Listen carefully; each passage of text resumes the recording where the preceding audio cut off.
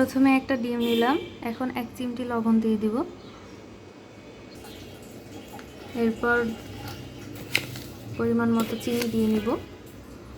আজকে আমার পাউরুটির পরিমাণ কম, এই জন্য 3 পিস পাউরুটি আছে, তো এই জন্য মিষ্টিও কম লাগবে আর ডিমের পরিমাণটাই বেশি থাকবে। আমি টেবিল চামচের 2 টেবিল চামচ দিলাম চিনি।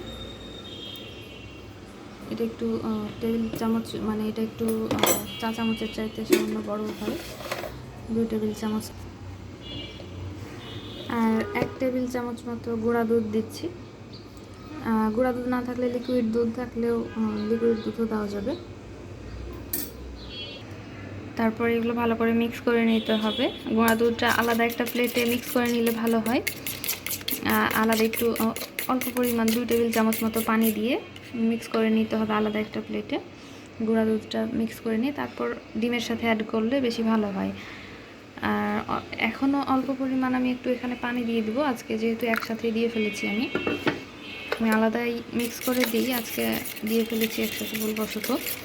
এখানে অল্প পরিমাণ পানি দিয়ে নিয়েছি, সামান্য পরিমাণে 2 টেবিল চামচ মতো।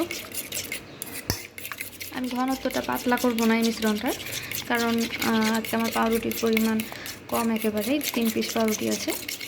যেদিন আসলে পাউরুটির মেয়াদ শেষ হয়ে যায় সেদিন আমি এটা করে ফেলি। যদি বেঁচে যায় পাউরুটি তাহলে খেয়ে শেষ করতে না পারলে ব্রেকফাস্টে, তখন বিকালবেলা আমি এটা দিয়ে নাস্তা বানিয়ে ফেলি।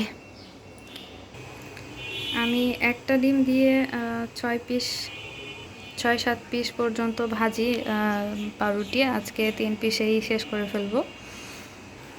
তেল দিয়ে নিয়েছি, এখন তেলটা গরম হলে ভেজে নেব। লো হিটে ভাজাই ভালো। আমি দিয়ে নিয়েছি পাউরুটিগুলো, ফ্রাই প্যানে পাউরুটিগুলো দিয়ে নিয়েছি। এখন আমার এইটুকু বেঁচেছে, শুধু একদম অল্প 1 চামচ পরিমাণ মানে ডিমটা বেঁচেছে, একদম ঠিকঠাক মতো মাপ মতো হয়ে গেছে। উল্টে নিয়েছি পাউরুটির টুকরোগুলো, একবার উল্টে নিলাম।